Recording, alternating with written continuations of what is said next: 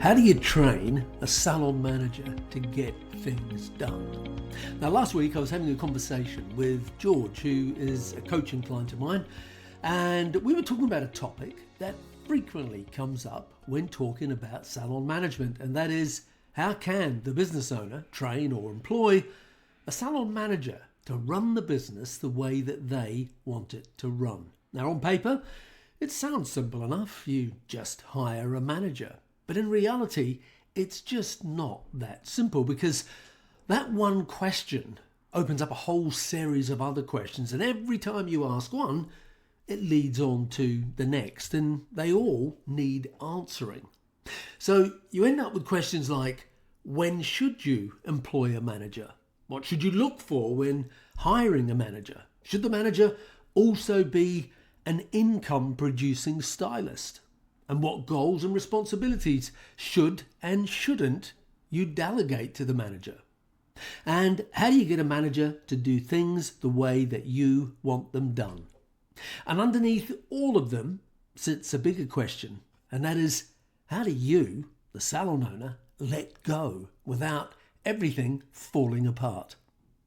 So, by the end of today's episode, I'm going to give you a 5-step framework for training a salon manager successfully.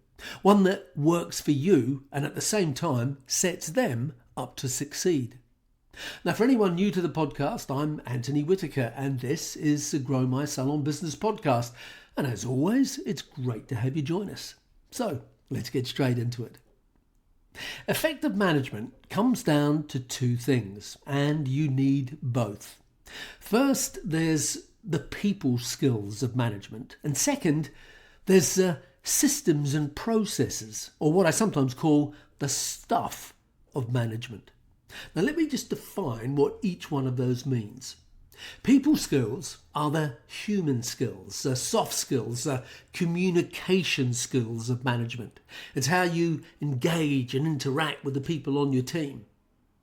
It starts with simple things like saying good morning when you walk in and thanking people at the end of the day.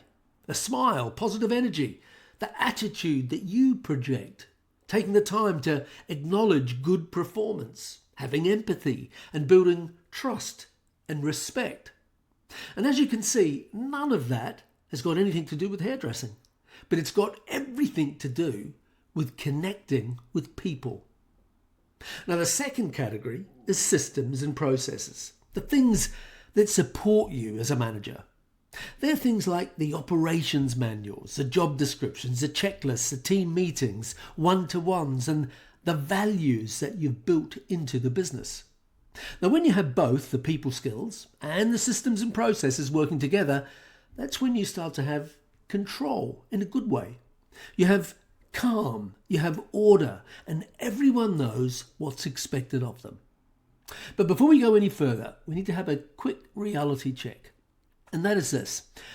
Most salon owners are also hairdressers, and most hairdressers naturally lean towards one side or the other. Either the people skills or the systems and processes. Rarely do people cover both. Sometimes they do, but rarely is one of them not their strong suit. Now, in my experience, salon owners who aren't hairdressers tend to be more systems orientated, and salon owners who are hairdressers tend to lean more towards the people side. Now, for this episode, I'm going to focus primarily on salon owners who are also hairdressers.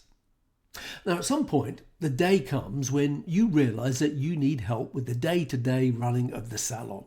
Now, that realization might creep up on you slowly, or it might arrive as a full-on meltdown moment where you think to yourself, I just cannot do this anymore. Because you can't always be in the salon. And when you are there, you've got a clientele that needs your attention on top of everything else the business demands.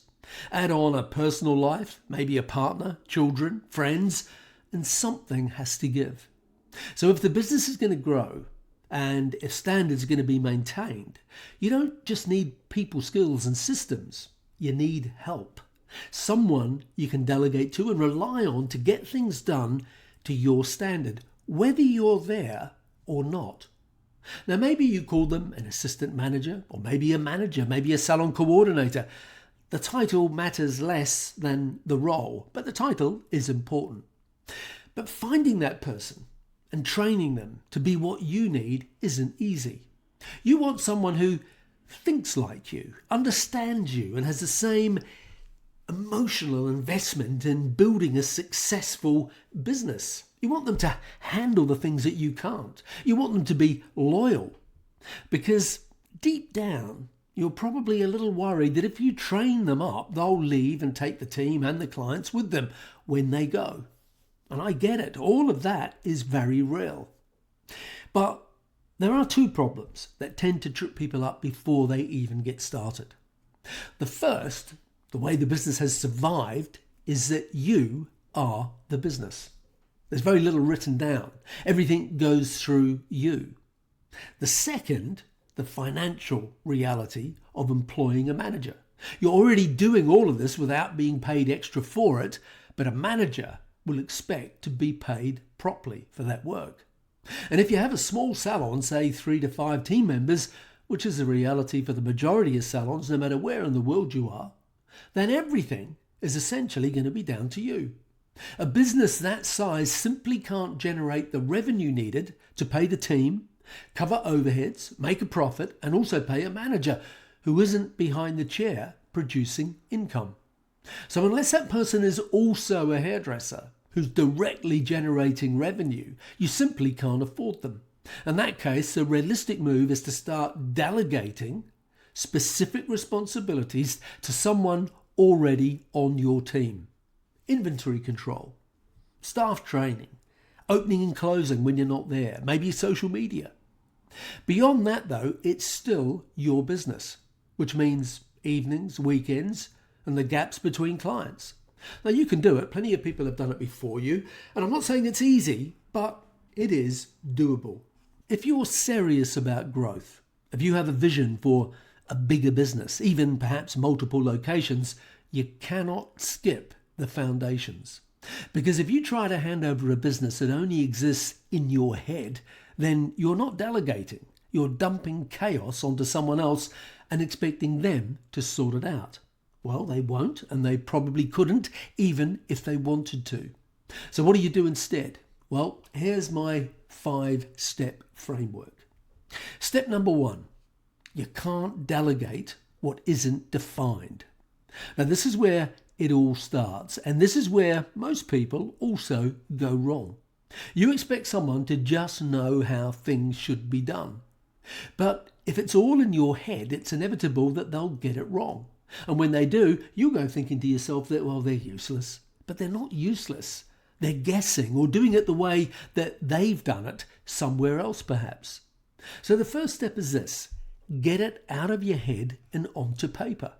Your opening and closing routines, how complaints are going to be handled, inventory control, team schedules, annual leave expectations, whatever it is, it needs to live somewhere other than between your ears.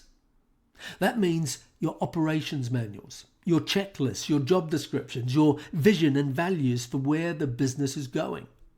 Without that, there is no point of reference. And so essentially, without that, there's nothing to manage against.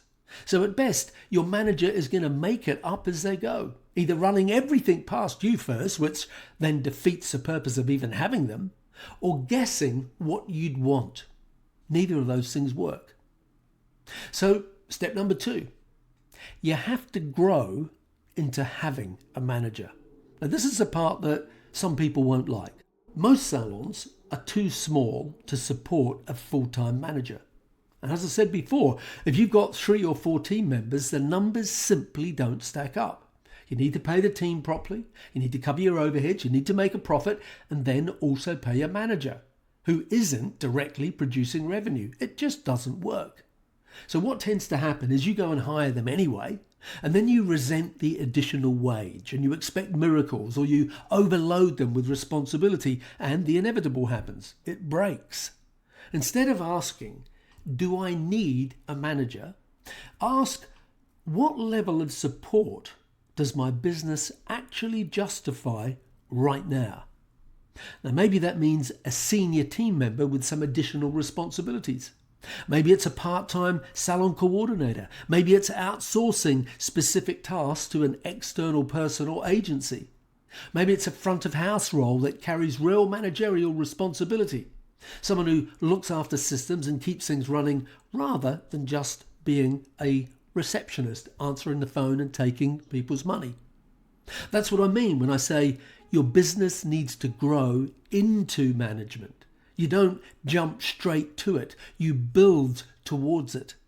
And that all starts with you. It has to. It's your business. It's your vision. So step number 3 is stop looking for a mini you. Now this one catches a lot of people out because you think that you want someone who thinks like you and acts like you and cares like you.